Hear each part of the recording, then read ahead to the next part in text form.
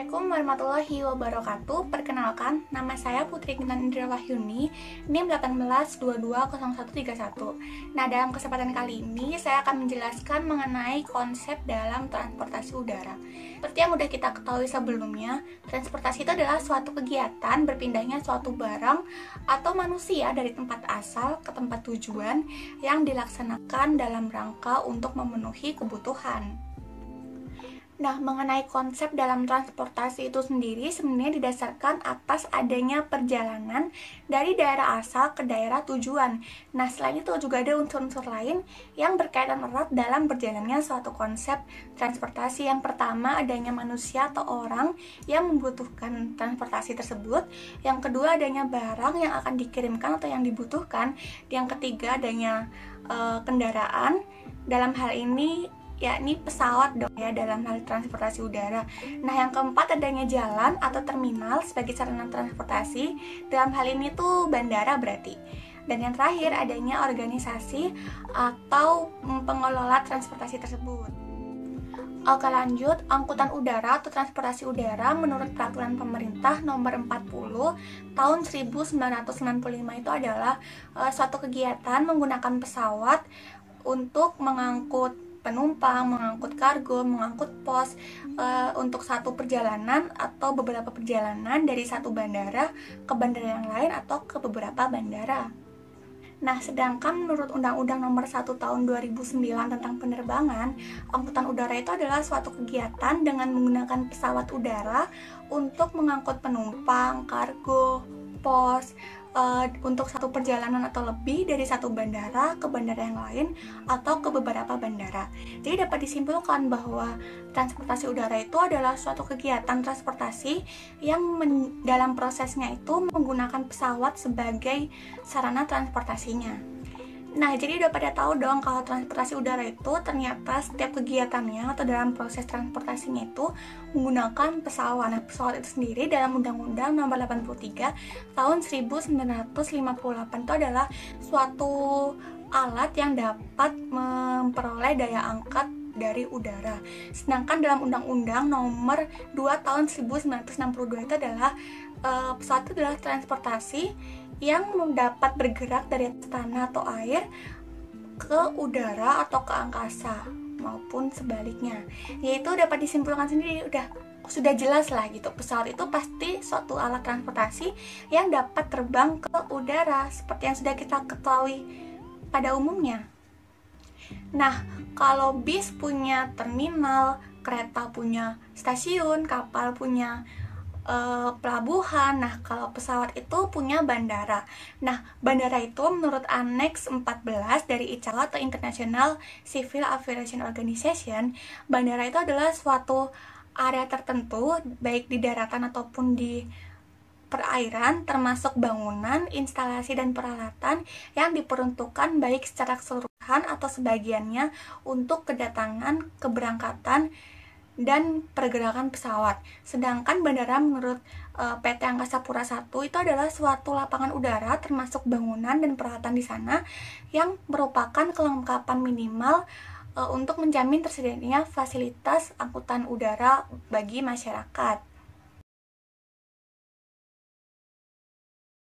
Transportasi udara ini memang bisa dibilang sebagai salah satu pilihan bagi banyak orang karena ya cepat, efisien, terus juga efektif juga jika kita menggunakan bis untuk pergi ke Bali misal, itu memerlukan waktu berjam-jam dari Malang gitu. Nah, sedangkan jika kita menggunakan pesawat tuh hanya ditempuh dalam hitungan menit mungkin atau hanya hitungan jam, 1 jam, 2 jam itu udah sampai gitu.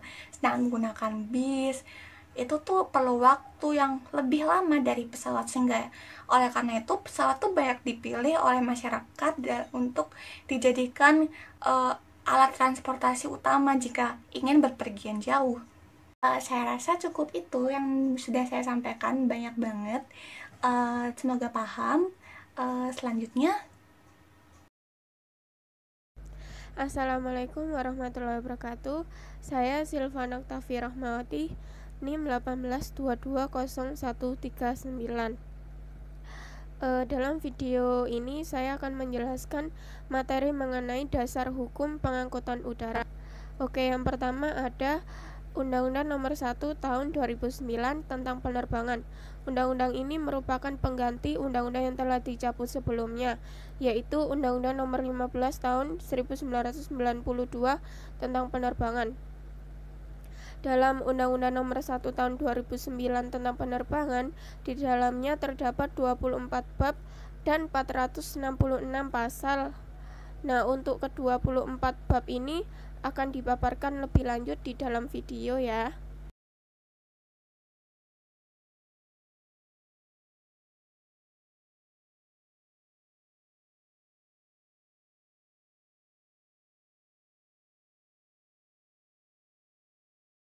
Kemudian undang-undang ini disahkan pada tanggal 12 Januari 2009. Kemudian yang kedua ada Peraturan Pemerintah Nomor 40 Tahun 1995 tentang angkutan udara. Peraturan pemerintah ini di dalamnya memuat 10 bab dan 49 pasal. Untuk 10 babnya itu mengatur tentang apa saja akan dipaparkan lebih lanjut di dalam video.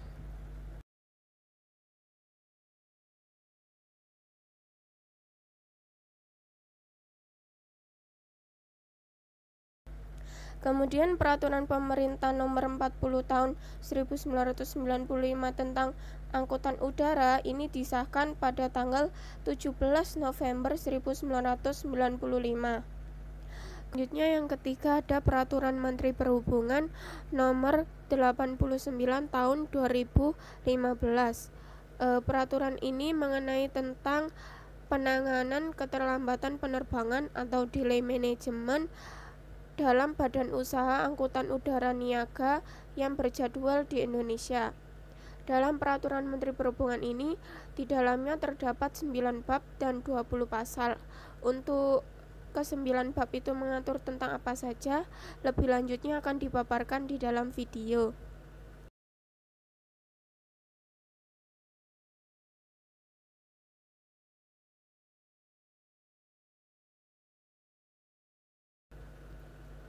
Kemudian Peraturan Menteri Perhubungan Nomor 89 Tahun 2015 ini disahkan pada tanggal 12 Mei 2015.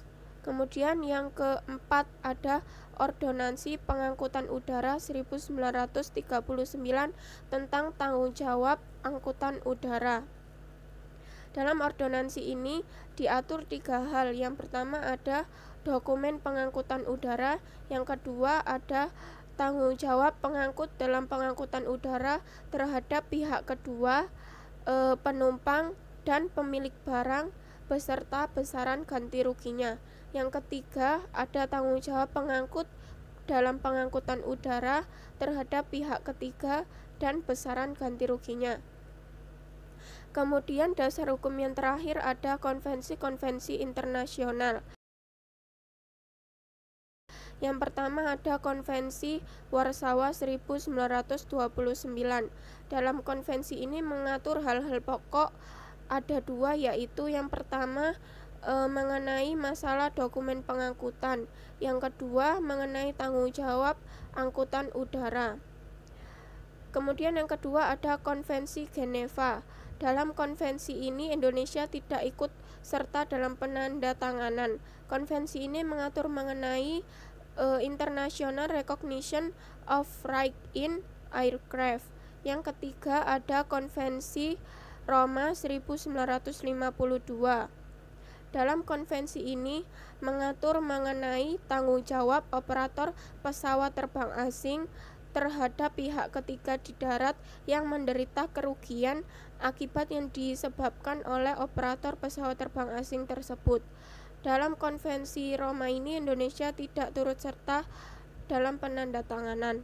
Yang kelima ada Konvensi Guadalajara 1961. Dalam konvensi ini mengatur mengenai masalah tanggung jawab pengangkut terhadap pihak-pihak yang tidak bersangkutan dalam perjanjian pengangkutan udara. karena dalam prakteknya banyak sekali terjadi pengangkut yang sebenarnya bukanlah pengangkut yang mengadakan perjanjian pengangkutan. Dalam konvensi Guadalajara ini, sistem tanggung jawab yang digunakan sama dengan sistem tanggung jawab dalam konvensi Warsawa 1929. Kemudian yang terakhir ada protokol Guatemala, di mana protokol ini memuat mengenai perubahan-perubahan yang penting dari konvensi Warsawa 1929 dan protokol Hague 1955. Hal yang paling utama dalam protokol Hague ini mengenai prinsip tanggung jawab pengangkut terhadap penumpang dan bagasi. Di antara tanggung jawab tersebut yaitu yang pertama ada tanggung jawab pengangkut terhadap penumpang dan bagasi. Dalam hal ini digunakan prinsip absolutely liability dan limitation of liability, dan untuk besaran ganti ruginya dikenakan biaya 1.500.000 gold francs. Dan yang kedua ada tanggung jawab terhadap muatan. Dalam hal ini digunakan kombinasi prinsip limitation of liability dan presumption of liability. Dan yang terakhir ada tanggung jawab untuk kerugian yang disebabkan kelambatan terhadap penumpang, bagasi, dan barang. Dalam hal ini digunakan kombinasi prinsip limitation of liability dan presumption of non-liability. Itu tadi penjelasan yang bisa saya paparkan mengenai materi dasar hukum pengangkutan udara. Selanjutnya akan dijelaskan oleh teman saya mengenai materi yang berikutnya. Assalamualaikum warahmatullahi wabarakatuh. Saya Rida Mala Safira, NIM 1822148.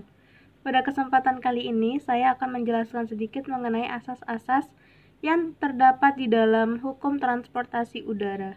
Pertama-tama, kita harus mengetahui terlebih dahulu apa itu asas. Jadi, asas itu merupakan landasan atau dasar dari suatu undang-undang atau suatu hukum. Nah, di dalam hukum transportasi udara ini, asas yang terdapat di dalamnya ada dua. Yang pertama ada asas yang bersifat publik dan asas yang bersifat perdata.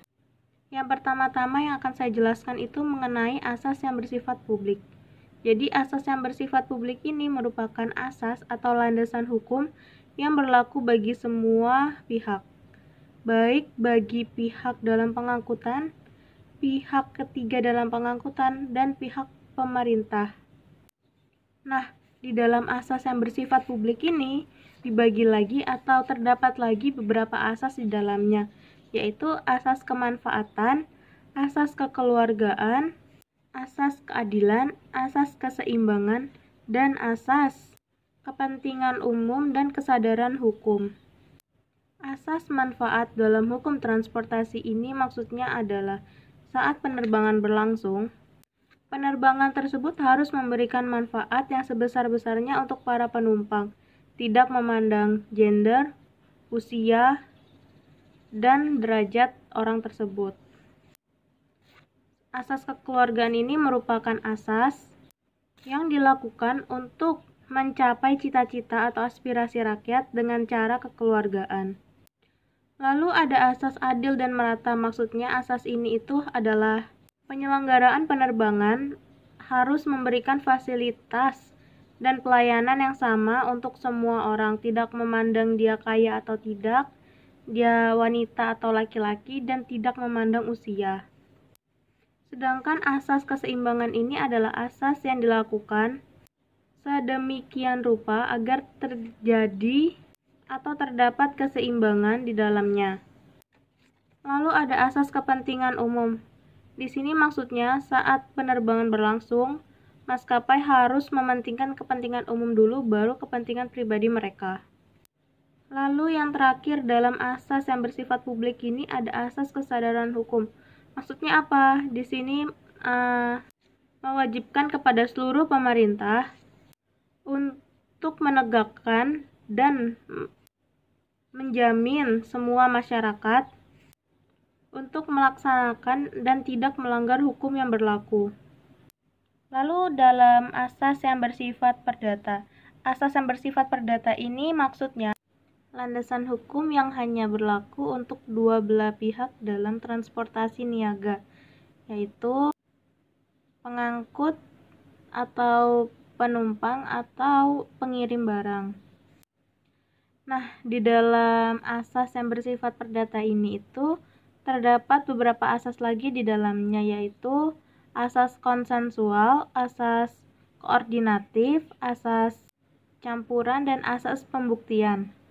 Yang dimaksud dengan asas konsensual ini itu merupakan asas di mana perjanjian tidak harus melalui media tulis, tapi perjanjian ini dapat terjadi dengan adanya kesepakatan di antara pihak-pihak yang bersangkutan.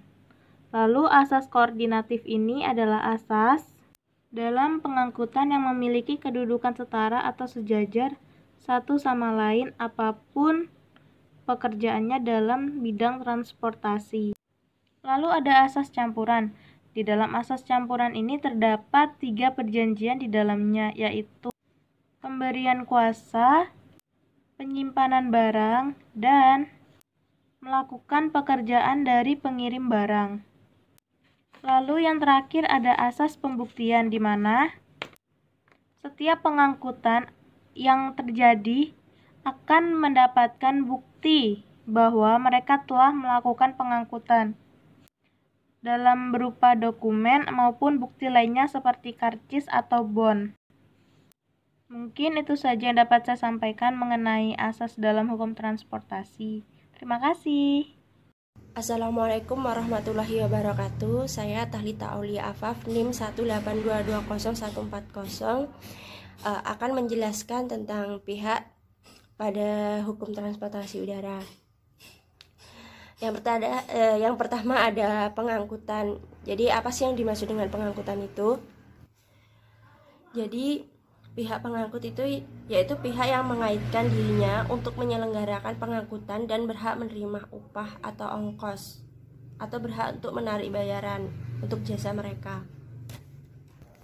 Berikutnya adalah hak dan kewajiban pengangkut. Jadi yang pertama itu secara umum pihak pengangkut itu menerima bayaran, itu hak dan kewajiban secara umum ya. Itu menerima bayaran atau ongkos angkutan dari penumpang atau pengirim barang atau jasa ya, jasa angkutan yang telah diberikan. Akan tapi dalam Ordonansi Pengangkutan Udara tahun 1939 ditentukan hak pengangkut. Jadi pertama itu ada di pasal 7 ayat 1 yang berisi tentang setiap pengangkut itu berhak untuk menerima untuk meminta kepada pengirim untuk membuat dan memberikan surat yang dinamakan surat muatan udara. Setiap pengirim itu berhak untuk meminta kepada pengangkut agar menerima surat tersebut. Yang kedua ada di pasal 9, bila ada beberapa barang pengangkut berhak meminta kepada pengirim untuk membuat beberapa surat muatan udara. Selanjutnya ada di pasal 17 ayat 1.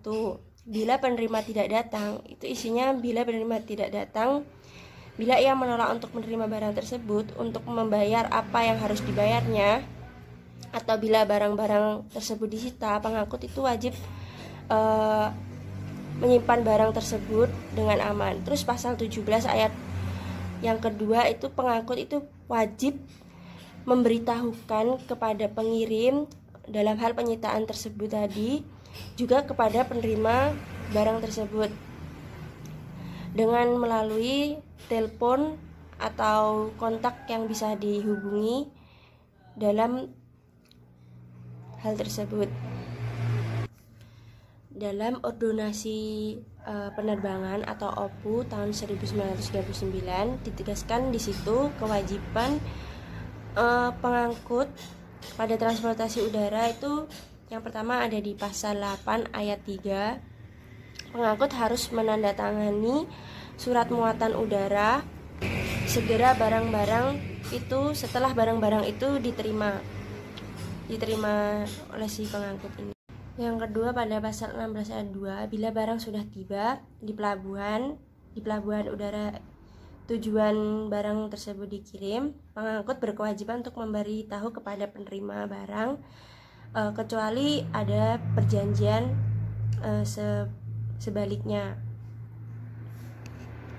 Terus pada pasal 17 ayat 1, bila penerima tidak datang, bila ia menolak menerima barang-barang atau untuk membayar apa yang harus dibayarnya, atau bila barang tersebut disita, pengangkut wajib menyimpan barang-barang itu di tempat yang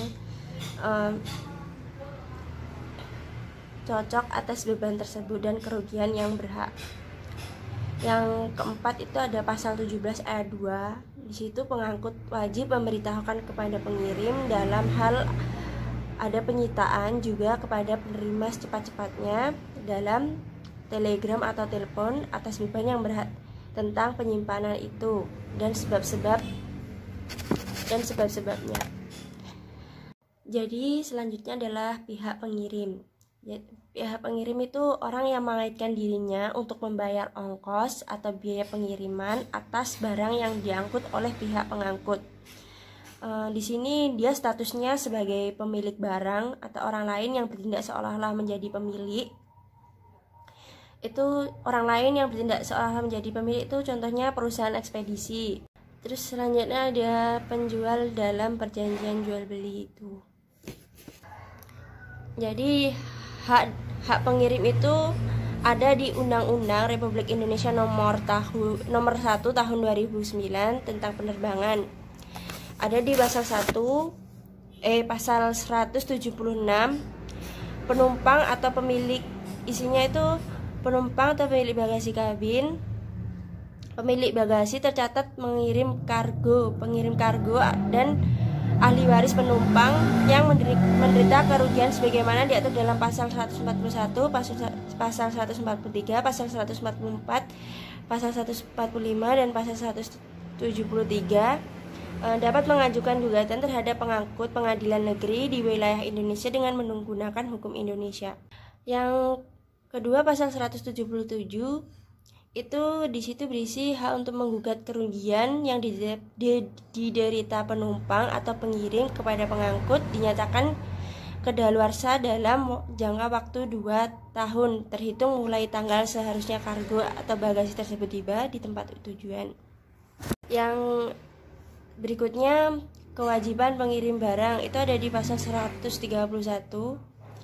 Jadi si pemilik agen ekspedisi muatan pesawat udara atau pengirim yang menyerahkan barang khusus dan apabila berbahaya wajib menyampaikan pemberitahuan kepada pengelola pergudangan atau badan usaha angkutan udara sebelum dimuat ke dalam pesawat udara.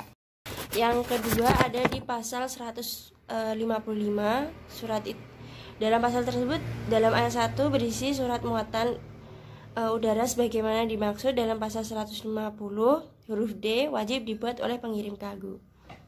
Sekian, terima kasih. Wassalamualaikum warahmatullahi wabarakatuh. Assalamualaikum warahmatullahi wabarakatuh. Nama saya Muhammad Iqbal. Di sini saya akan meneruskan dari penjelasan Mbak Talita. Di mana di sini saya akan membahas hak dan kewajiban seorang penumpang. Hak penumpang itu apa?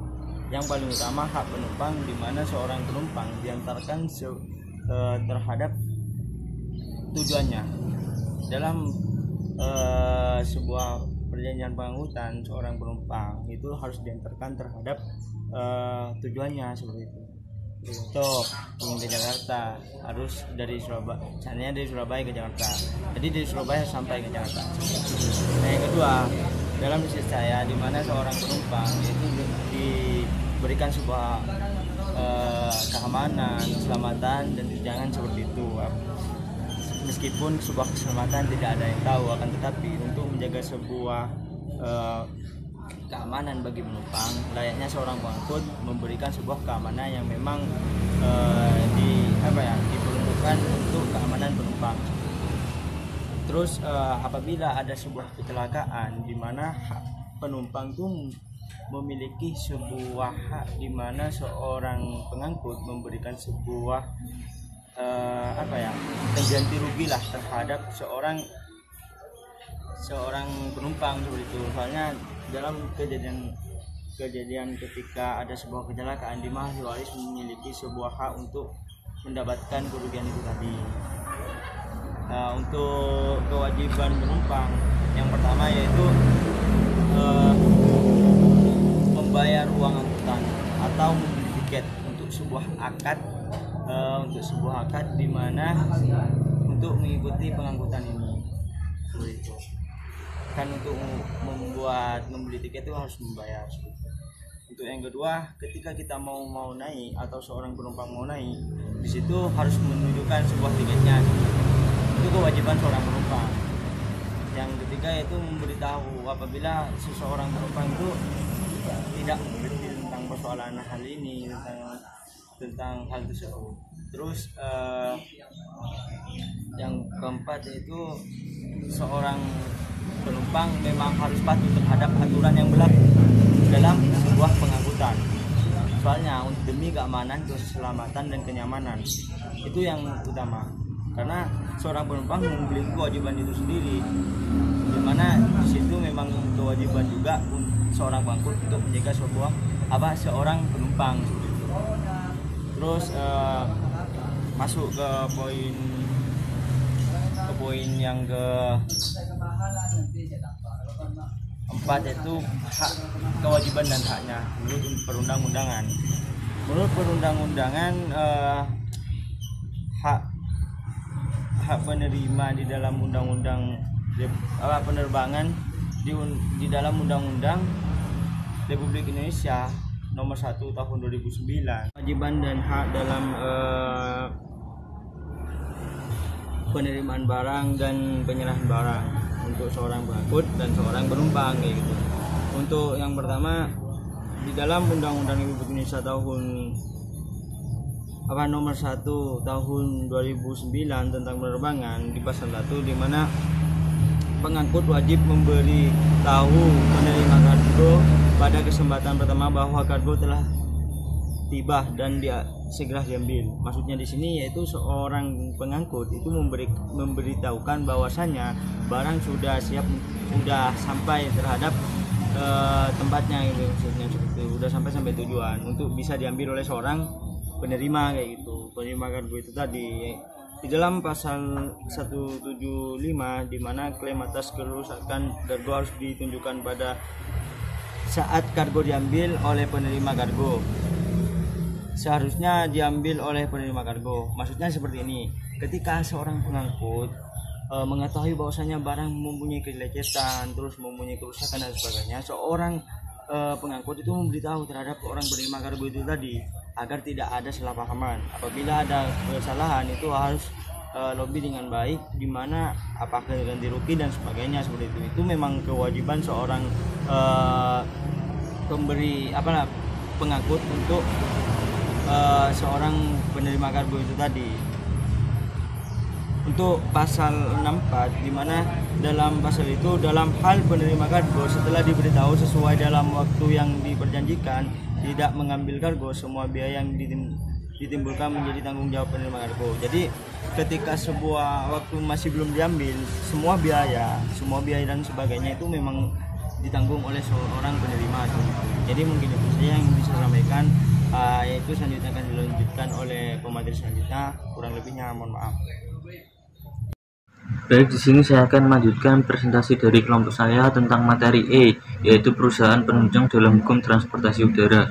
Transportasi udara merupakan salah satu penunjang dan menggerakkan serta mendorong pencapaian pembangunan nasional, serta berperan penting dalam meningkatkan ketahanan nasional dan juga mempererat hubungan antar bangsa. Terus penunjang hukum transportasi udara juga dapat diambil salah satunya yaitu cara untuk mensejahterakan ekonomi bangsa. Transportasi sebagai urat nadi kehidupan berbangsa dan bernegara mempunyai fungsi sebagai penggerak, pendorong dan penunjang pembangunan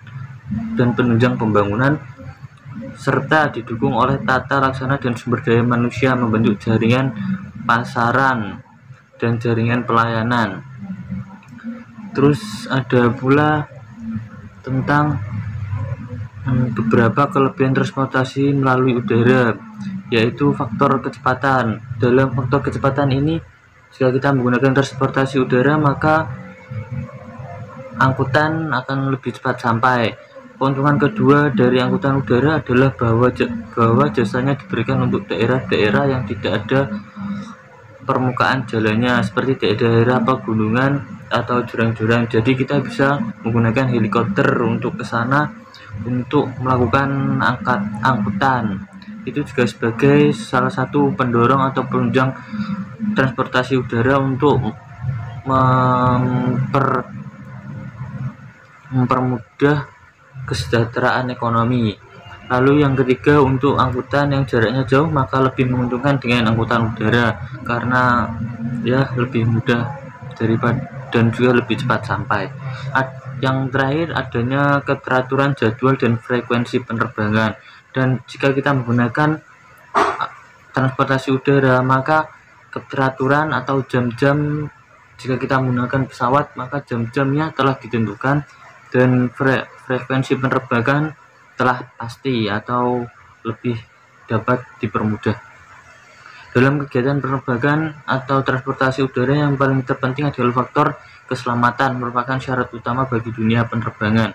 Karena dengan menggunakan transportasi udara biasanya lebih rawan atau resiko mengalami masalah yang lebih besar. Contohnya apabila kita ada kesalahan dalam pesawat.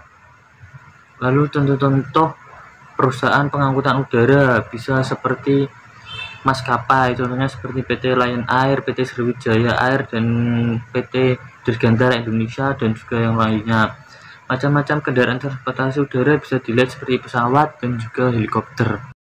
Warahmatullahi wabarakatuh. Nama saya As'ad Jazuli, NIM 18-220-150. Di sini saya akan menjelaskan hukum transportasi udara tentang bab tanggung jawab. Tanggung jawab sendiri menurut bahasa Indonesia adalah segala sesuatu kerugian yang terjadi akibat perbuatannya atau perbuatan orang lain. Di sini kita dapat contohkan, jadi pertanggungjawaban itu bukan dari pihak kita atau dari pihak pengangkut, tapi dari pihak keduanya. Kita saling bertanggung jawab atas transaksi yang kita telah lakukan. Yang poin kedua adalah tanggung jawab pengangkut terhadap penumpang. Nah, di sini perlu digarisbawahi bahwa tanggung jawab itu bersangkutan terhadap pengangkut, bukan yang diangkut. Di sini pengangkut harus bertanggung jawab, misalnya kalau ada penumpang yang cacat atau yang terluka akibat penerbangan itu. Misalnya ada orang cacat gitu, ingin naik pesawat mau pergi kemana, kita harus memfasilitasi itu karena pihak yang bertanggung jawab di sini adalah dari pihak pengangkut. Yang poin ketiga adalah tanggung jawab pengangkut terhadap bagasi tercatat.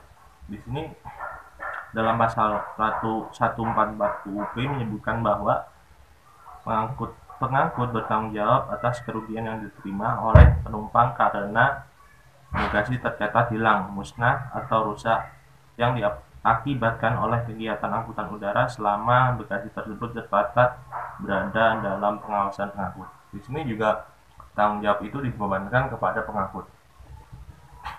Karena apa? Pengangkut ini resikonya bukan risiko sih. Gimana ya? Di sini yang dibahas adalah bagasi. Bila mana barang bawaan atau istilahnya barang bawaan penumpang itu hilang atau rusak yang terjadi akibat penerbangan itu atau saat penerbangan itu, pihak yang bertanggung jawab adalah pihak pengangkut. Sekian dari saya. Assalamualaikum warahmatullahi wabarakatuh.